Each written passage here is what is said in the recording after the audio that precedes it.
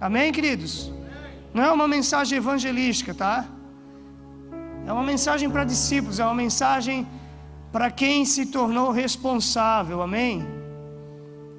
Porque quando nascemos de novo e nos convertemos, aceitamos Jesus e mudamos o nosso estilo de vida, nós deixamos de fazer parte da multidão e nos tornamos parte de um grupo agora chamado discípulos de Jesus.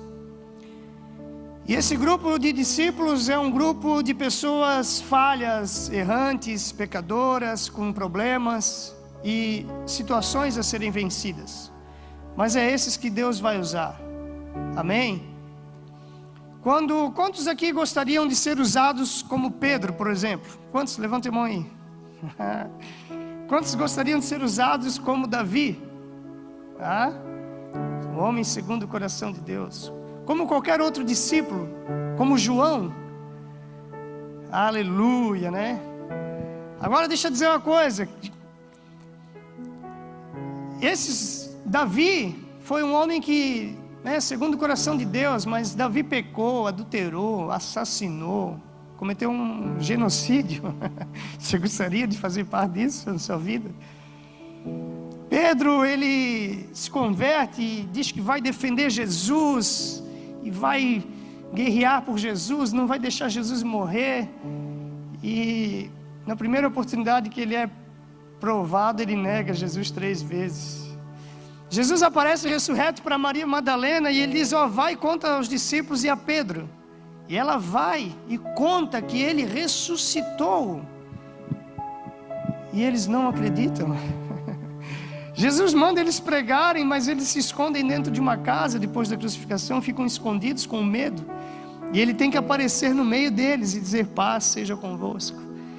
Mas esses mesmos adúlteros, assassinos, incrédulos, essas mesmas pessoas, esses mesmos discípulos, foi para quem Jesus disse: ide por todo mundo e pregai o evangelho a toda criatura.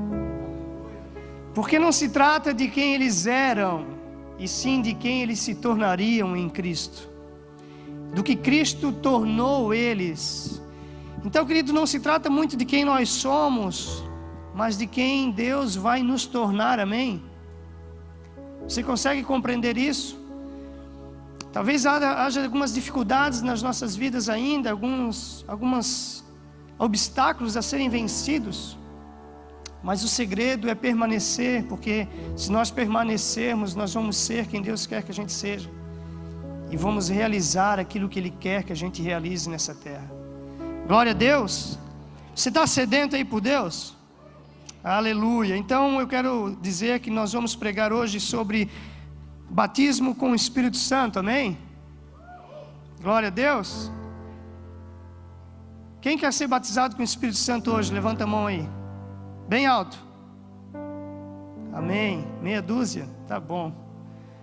Glória a Deus. Então eu vou pregar para essa meia dúzia, amém? Aleluia. Queridos, existe um tempo de aceleração vindo sobre a igreja das promessas de Deus.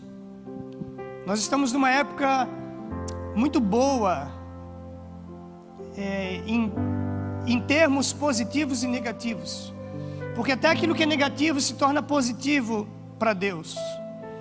Nós vivemos numa geração que está totalmente perdida, perversa e desviada de Deus, em valores, em conceitos, em ideologias.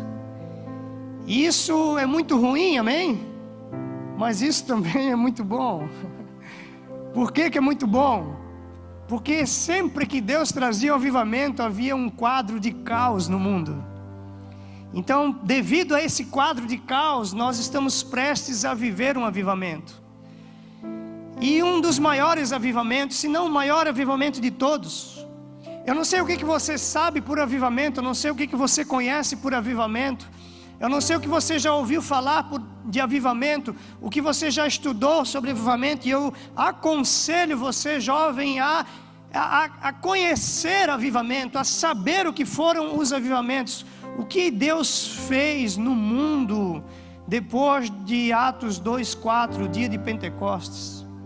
O que Deus fez depois dos apóstolos, o que Deus fez no decorrer da história da igreja, para que você desfrute daquilo que Ele irá fazer nesses dias, amém? Porque avivamento, querido, é tornar vivo aquilo que havia se perdido. Deus só trará um avivamento para as áreas que forem reconhecidas que estão mortas, que estão frias, que estão paralisadas, que estão paradas, que não estão mais ativas. E Deus trouxe muitos avivamentos na história da igreja, desde a reforma, que nós pregamos há uns cultos atrás, em 1600 e pouco. Desde aquela época Ele restaura a autoridade da palavra. Depois Ele restaura em 1700 o amor por almas, ao ponto de pessoas se venderem como escravos para pregar para escravos, ao ponto de pessoas orarem e dizer: Deus, tire a minha vida ou me dá almas, Senhor. Depois Deus restaura várias outras coisas. Todo avivamento restaurou algo. A pregação ao ar livre restaurou o movimento, o temor do Senhor no país de Gales. Quando Deus trouxe o avivamento em Gales, não havia prisioneiros nas cadeias, porque ninguém mais pecava, ninguém mais cometia crime, de tamanho temor. Alguns dizem que Deus se mudou para Gales, de tanto temor. As pessoas durante um jogo de futebol caíam aos prantos e choravam e se arrependiam dos seus pecados diante do temor.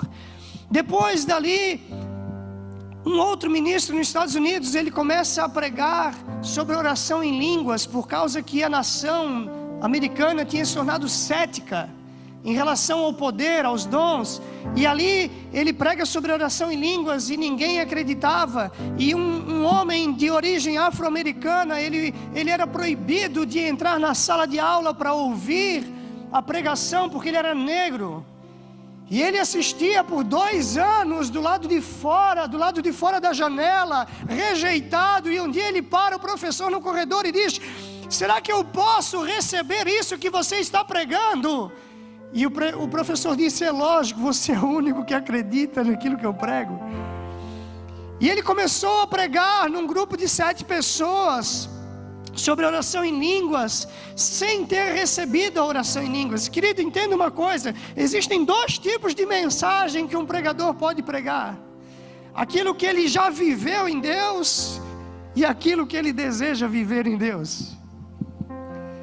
E William Seymour, ele pregava sobre algo que ele ainda não vivia, mas ele desejava. E eles oravam.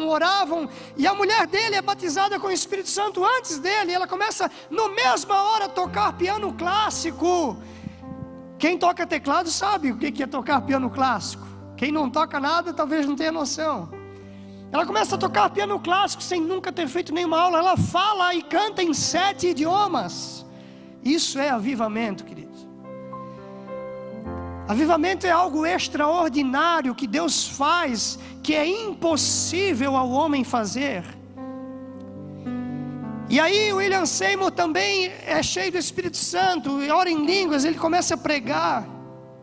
Uma menina chamada Agnes, acho que era o nome dela, ela recebe o Espírito Santo e ela começa a falar em mandarim, sem nunca ter falado antes. E ela começa a escrever em mandarim, e ela fica sobre todo o idioma mandarim, a escrita mandarina na mesma hora.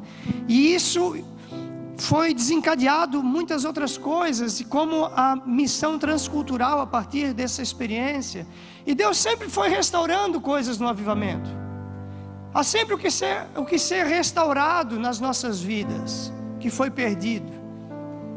Depois Ele restaura o movimento de cura no Canadá, os 5 ministérios, a imposição das mãos para curar, através de um homem, que eu não lembro o nome dele agora, e muitas curas se fizeram pelas mãos dele, porque ninguém acreditava mais, então Deus teve que restaurar. E aí, um dia ele sofre um acidente, esse homem bate de carro, ele, a esposa e o filho, E a esposa dele morre do lado dele. O filho está vivo, ele está muito machucado. E o filho diz: pai, a mãe morreu. E ele diz: coloque a minha mão sobre ela. E ele colocou a mão dele sobre ela, ela ressuscitou. E aí ele morreu. Então Deus sempre restaurou o que havia se perdido. E como eu vou orar por um avivamento se eu não sei o que precisa ser restaurado nesses dias? E eu tenho uma tese daquilo que precisa ser restaurado, pelo menos duas coisas. A primeira, o amor e a paixão por Deus. Porque a Bíblia diz que nos últimos dias o amor de muitos se esfriaria. E a segunda, o amor pelas almas. Porque a Bíblia também diz que nos últimos dias os homens se tornariam amantes de si mesmos. Então essa é uma tese minha que Deus precisa restaurar, mas há muitas coisas individualmente que Deus precisa restaurar. Avivamento é trazer vida onde havia morte, e você se conhece, você sabe. Talvez você saiu do retiro e você é como aquela menina que veio aqui, aquela menina não, a moça, né? Menina.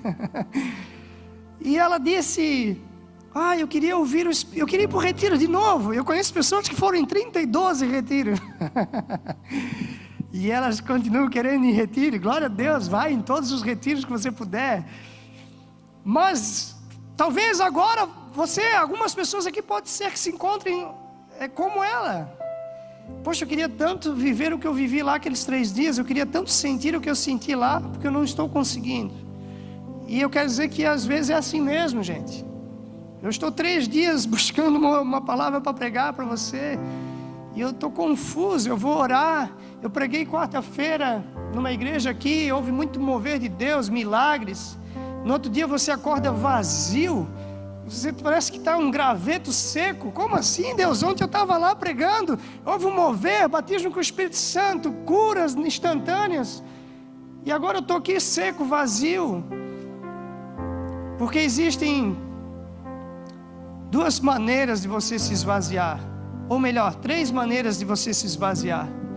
A primeira é pelo pecado, isso é óbvio.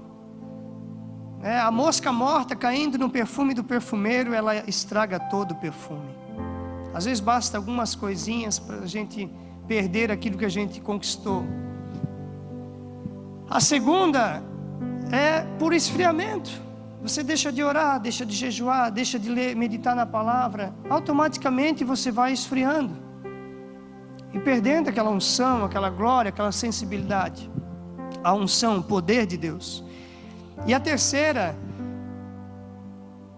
é aquilo que aquela mulher com fluxo de sangue disse, ou melhor, aquilo que Jesus disse quando ela tocou nele: de mim saiu virtude.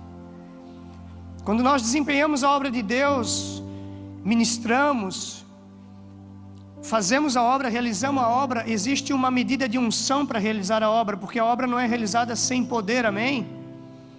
E à medida que você realiza a obra, você imparte esse poder, você distribui essa unção. Parte daquilo que você carrega é ministrado aos outros, e você se esvazia. Então você precisa buscar, porque a unção de hoje é para hoje, a unção de ontem foi para ontem, e amanhã eu preciso estar nos pés de Jesus para que eu seja cheio novamente e mantenha a chama acesa no meu coração. Amém, queridos? Nós estamos debaixo, como eu falei, existe um tempo de aceleração das promessas de Deus vindo sobre a igreja brasileira, sobre nós como nação forte. E queridos, não há como a gente acelerar o tempo de Deus na nossa vida, porque senão o tempo de Deus não seria perfeito. Mas há como nós nos alinharmos com a vontade perfeita de Deus, para que as promessas de Deus que já deveriam se cumprir nas nossas vidas, se cumpram numa proporção mais rápida. E nós estamos debaixo de um comissionamento de Deus, de Mateus 28, versículo 19, ide por todo mundo, pregai o Evangelho. Nós nos tornamos responsáveis, sabe, existe uma responsabilidade sobre cada um de nós, de transmitir aquilo que carregamos, de falar de Jesus, de nos tornarmos uma testemunha, uma carta viva, um agente de transformação nessa terra, amém? Posso ouvir um amém? Então nós precisamos nos atentar daqui para frente, que somos discípulos de Cristo, não mais multidão, querido. Porque existe uma mensagem para discípulo e uma mensagem para multidão. Para a multidão, Jesus apresenta o amor do Pai, que enviou o seu Filho para morrer por todos, para salvar a todos. Para discípulos, o Espírito Santo revela a vontade do Pai a ser realizada nessa terra através de mim e de você. E o Evangelho a ser transmitido por nós é uma mensagem sobrenatural e de poder. Amém, queridos? O Evangelho é uma mensagem sobrenatural, porque fala de um Deus que se fez homem, habitou entre nós, e que viveu entre nós, e que não pecou, e que morreu numa cruz e ressuscitou, e está vivo, assentado à direita de Deus Pai, e que enviou o seu Espírito para a terra, para habitar dentro de mim e de você. Isso é uma mensagem sobrenatural, está acima do que é natural, e é uma mensagem de poder. Por quê? Porque é uma mensagem transformadora, é uma mensagem que transforma. Por isso ela é uma mensagem de poder.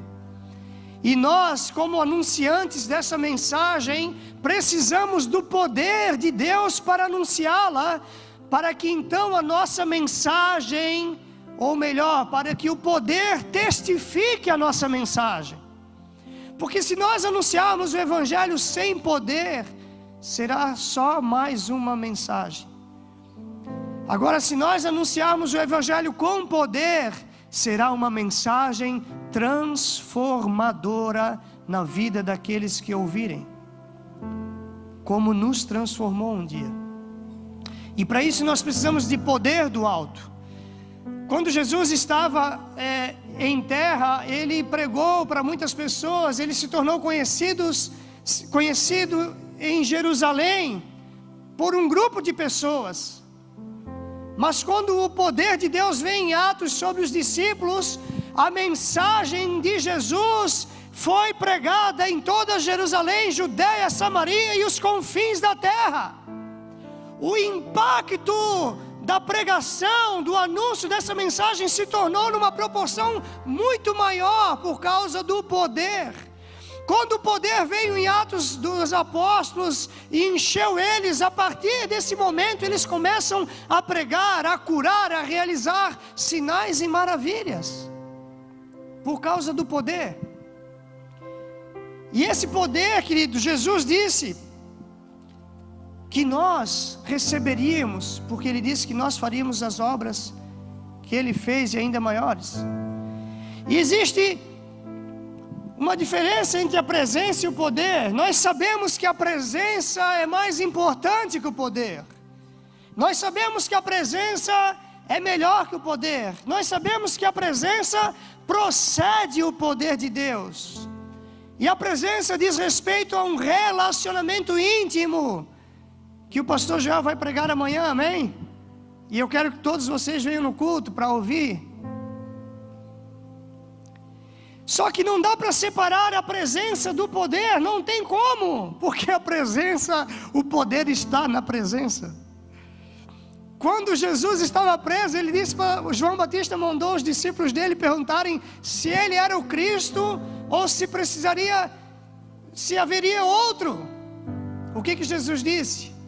Diga para João Batista que onde eu estou, presença, os cegos veem, os surdos ouvem, os paralíticos andam, poder. E onde está a presença de Jesus hoje? Aonde? Grita aí alguém. Aonde? em nós. Mas há poder. Precisa haver poder. E esse poder é liberado através do batismo com o Espírito Santo. Mas recebereis poder para realizar as obras de Jesus, para ser quem Deus quer que eu seja, para ser santo, para andar em retidão, para vencer o pecado, sim, e para realizar a obra de Deus, pregar o Evangelho, orar por enfermos.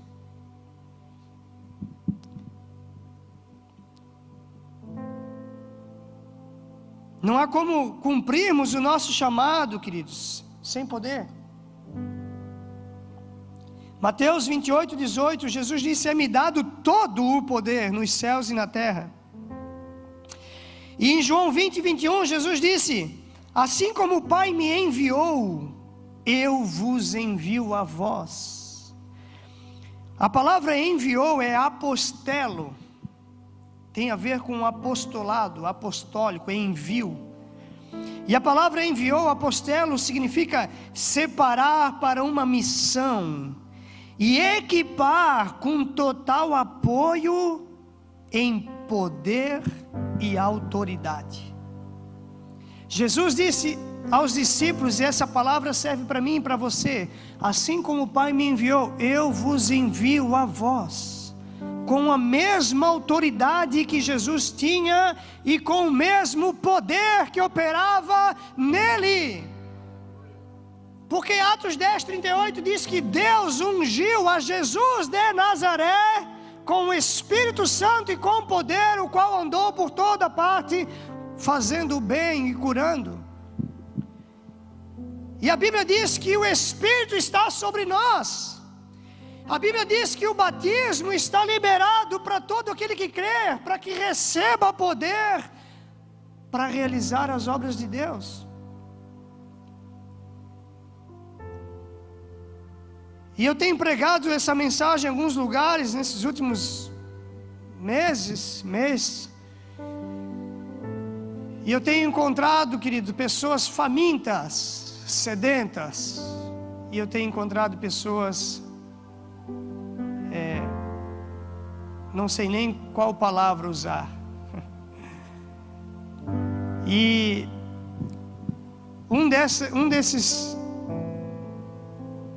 uma das coisas que o avivamento vai trazer é a restauração pela paixão por Deus, pelo Evangelho. Quando eu era mais jovem, né? Eu ia para a igreja e aí sempre fui muito sedento por tudo. Eu era como aquela menina moça, né? Do vídeo, do retiro. Eu vim aqui e eu quero tudo que Deus tem para mim. Não teve uma que falou assim? Eu quero tudo, eu quero beber todas, eu quero tudo. Eu era assim, todo culto que eu ia, eu sentava no banco, eu fechava o meu olho e dizia: Deus, eu quero receber tudo que tu tens para mim hoje. Todo culto. Ainda faço isso. Eu ouvia o pregador anunciar textos como Atos 1:8. Eu já me coçava no banco, eu dizia: é hoje. Recebereis poder. Atos 2:4. Atos, eu já... poder, glória, fogo. Eu tinha anseio porque eu queria viver. E hoje eu vivo, queridos, aquilo que eu queria. Aquilo que eu queria, alguém disse: quem queria não quer mais. Aquilo que um dia eu queria, eu orei. Hoje eu vivo, eu desfruto. Mas eu não parei de querer. Eu fui pregar quarta-feira e foi cantada uma música do Alessandro Vilas Boas. Eu quero conhecer Jesus. E a gente dá aula, a gente prega, a gente é professor de teologia, grandes coisas. Eu só quero conhecer mais Jesus, cara. E eu não conheço nada de Jesus ainda. Sendo professor, sendo teólogo e blá blá blá. Porque a gente conhece o Jesus histórico, o Jesus do filme, o Jesus da Bíblia. mas o que a gente precisa mesmo é conhecer o Cristo revelado dentro de nós. Porque então, querido, uma paixão brotará e o reino de Deus fará sentido a nós, como fez aquela passagem, aquele homem que a Bíblia diz em Mateus, que o reino de Deus é como um homem que achou um tesouro num campo. E ele vai e vende tudo o que ele tem. E ele compra aquele campo por causa daquele tesouro. Porque ele entendeu que Jesus era a coisa mais importante da vida dele. Sabe, esse texto eu tenho meditado em cima desse texto profundamente, para tentar compreender a profundidade do que esse texto está dizendo. Sabe, vender tudo o que tem, não é isso que Deus está pedindo para nós hoje, mas Ele quer usar a verdade do texto para nos mostrar o quanto que esse tesouro que é Jesus Cristo é importante para nós. E existem duas formas, pelo menos, de nós recebermos poder. A primeira é pelo batismo com o Espírito Santo, orar por um revestimento de poder.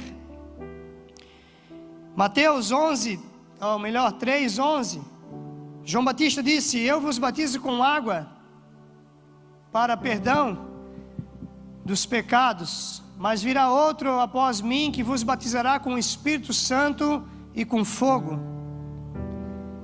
Depois Jesus, Ele reafirma essa promessa que João Batista diz em Atos 1:5, ele diz: porque na verdade João vos batizou com água, mas vocês serão batizados com o Espírito Santo não muitos dias depois. E Atos 1:8 diz: recebereis poder. A palavra poder é dunamis, é dinamite, é explosão, impacto. É impacto, é explosão, é algo extraordinário. O batismo não é para quem é santo, irmãos. Não é para quem é merecedor. Não é para quem é pastor, líder, obreiro. O batismo é uma promessa para todos. Aliás, é a partir do batismo que você vai ser santo. É a partir do batismo que começa um início do seu chamado ministerial, das vocações e dos demais dons na sua vida. A minha esposa, quando foi no primeiro retiro, ela tinha 1 mês de crente. E aí eu não fui, fiquei usando droga em casa. E aí a pessoa que me convidou, que me evangelizou, disse: olha, quando nós formos, tu vai se arrepender. E eu fiz a opção por não ir, para ficar usando drogas. Quando eu vi eles indo, foi como se o diabo colocasse uma venda nos meus olhos assim, para mim não ir. Quando eles saíram de carro, ele tira e me faz ver eles indo. E aí não dava mais tempo. E aí me gerou um arrependimento. E aí ela foi. Foi bom que ela foi sem mim também, talvez.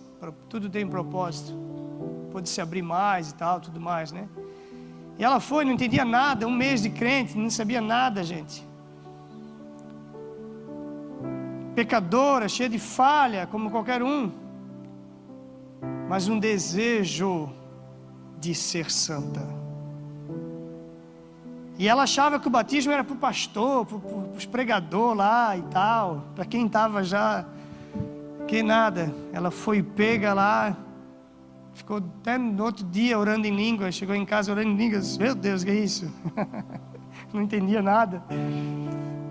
Porque o batismo não vem para quem merece, para quem é perfeito. Ele vem para nos tornar aptos a ser quem Deus quer que a gente seja e a realizar o que Deus quer que a gente realize. E aí, queridos, o batismo, ele era evidenciado por fala, né? Eu não vou ficar lendo texto bíblico aqui. Você conhece já bastante a Bíblia. E eles oravam em outras línguas e profetizavam. E aí colocavam as mãos, eles oravam em outras línguas. Era evidenciado por fala. E a Bíblia diz que da abundância de coração o homem fala, daquilo que é abundância no coração. Mateus. Deus enchia eles e eles falavam em outras línguas, eles profetizavam, porque eles estavam cheios. E qual é o benefício disso? O benefício de outras línguas. Quantos oram em línguas aqui? Levanta a mão. Todo mundo. Aleluia. Com frequência? Quantos oram com frequência? Todo dia? Pode mentir. Aleluia. Quais são os benefícios disso, gente? Nos empoderar, nos tornar sensíveis, nos dar vitória sobre a carne, nos dar poder do alto. Aliás, a maioria dos outros demais dons vão ser ativados na sua vida a partir da oração em línguas. É a partir da prática da oração em línguas que os demais dons também se tornam ativos em nós. Mas para que sejamos batizados, precisa de uma interação da parte da nossa para com o Espírito Santo. O amor de Deus Pai, a graça do nosso Senhor Jesus Cristo e a comunhão do Espírito Santo esteja com todos. Não estou despedindo você, tá? Isso era uma prática de oração no final das cartas paulinas. E nós trouxemos como prática de oração para nos despedirmos. Mas o amor de Deus você recebe incondicionalmente, não há condição nenhuma. Ele nos amou primeiro. A graça do nosso Senhor Jesus Cristo você recebe por fé. Pela graça sois salvos mediante a fé. Isso não vem de vós, é dom de Deus. Mas a comunhão com o Espírito Santo exige de nós uma interação com Ele. A Bíblia diz que Ele concedia as línguas, ou melhor, eles falavam em outras línguas conforme o Espírito Santo concedia que falasse. É preciso uma interação. Algumas pessoas dizem, não sei se você se enquadra nisso, eu tenho esperado 5, 10, 15 anos para orar em línguas.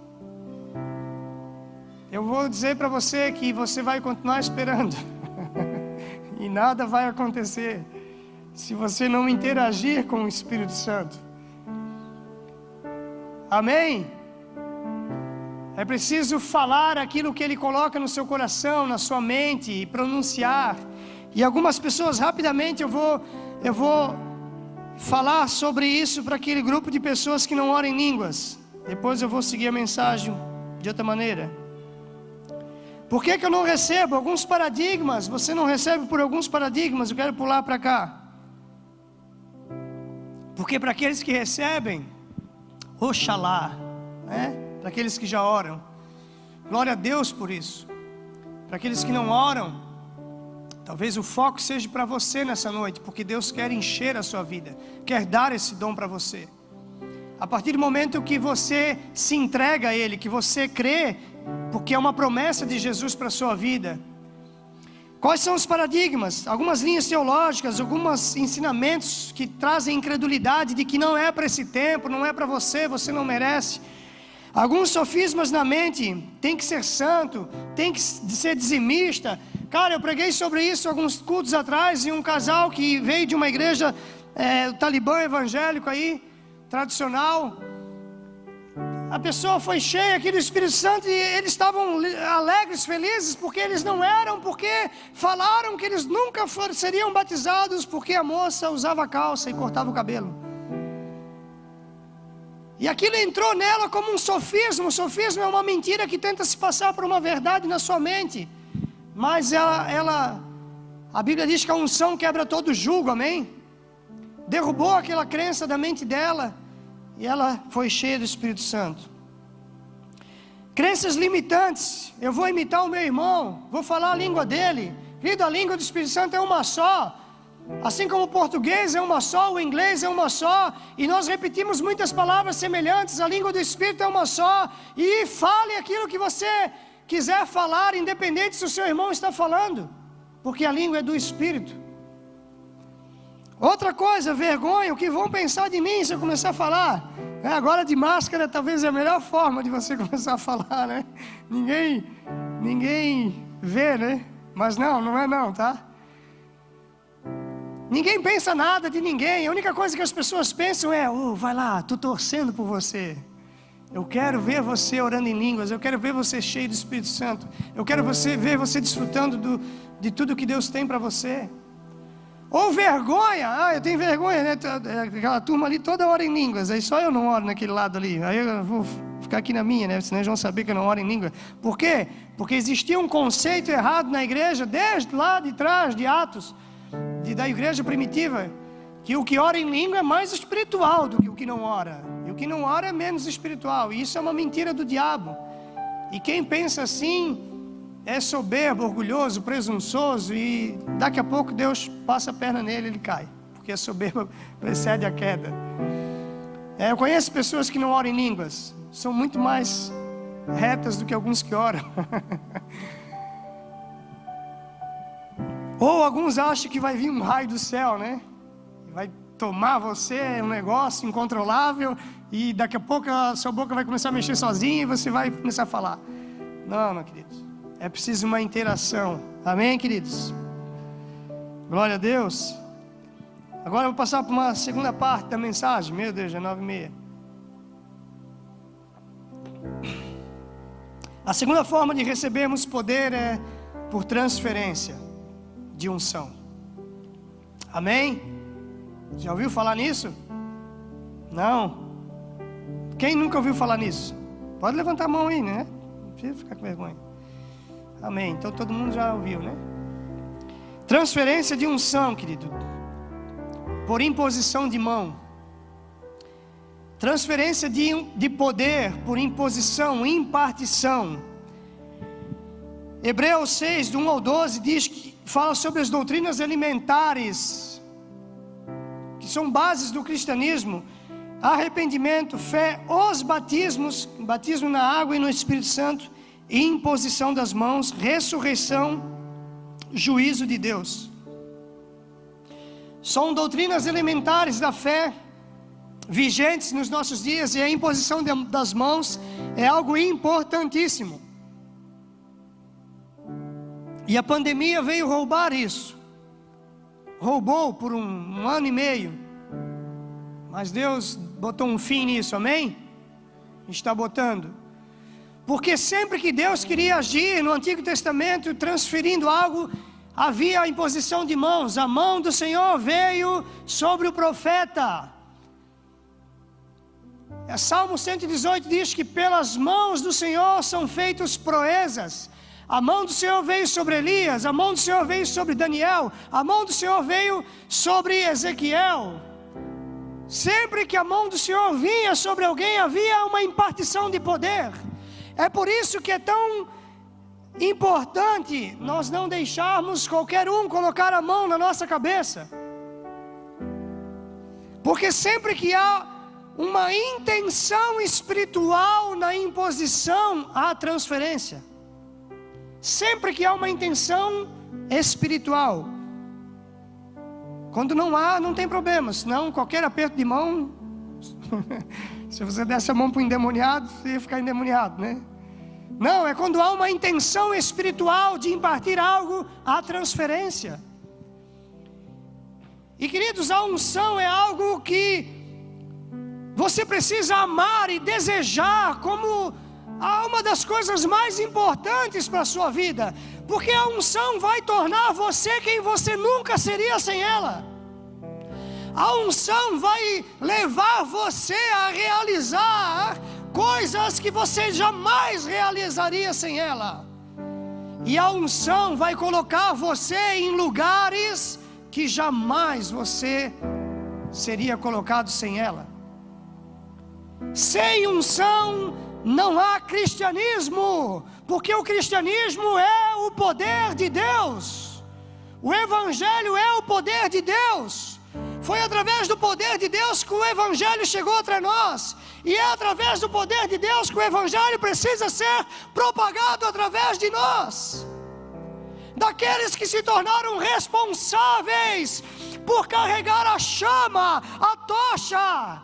Lembra da Olimpíada? Alguém carregava a tocha e passava para outra pessoa, e a tocha percorria cidades, estádios, países. E nós carregamos a tocha, o poder de Deus. E cabe a nós transferirmos isso na nossa cidade, no Brasil e nas nações. E aqui já há muitos chamados missionários, chamados para as nações. Jovens já estão pisando nas nações, que irão pisar muito mais, porque somos uma casa de paternidade para as nações. Mas dentro de nós precisa haver um arder pelo poder. Nós precisamos ser caçadores de unção. Sim, eu sou um caçador de unção. Aleluia por isso. Aleluias que eu entendi isso desde os meus primeiros meses de fé. Aleluias. Eu sou grato a Deus por ter compreendido isso, querido, porque foi isso que me trouxe até aqui. Foi o desejo de amar a Deus, de conhecer o Cristo revelado, de fazer parte daquilo que Ele está construindo na terra, de ser uma testemunha, uma carta viva, alguém cujo Deus escolheu para manifestar a sua glória. E aleluias, eu tenho visto muitas coisas Deus fazendo. Eu tenho recebido algumas unções, e eu não falo em público, não falava, porque ninguém precisa saber também, mas eu falo sempre que Deus me dá direção de forma pedagógica. E queridos, quantos querem orar por enfermos aqui e ver Deus curando? Levanta a mão. Aleluia. Então nós vamos impartir essa unção hoje, amém? Sabe por quê? Porque a unção ela é impartida e você é ativado na unção. Mas aí você precisa desenvolver a unção. Você precisa aumentar o nível da unção na sua vida. A unção que você respeita, você atrai, amém? E aí deixa eu fazer uma pergunta para você. Quem que você está ouvindo nesses dias? Quem que você está lendo? Quem são as suas referências, jovem? Porque as suas referências vão falar muito em relação ao seu nível espiritual.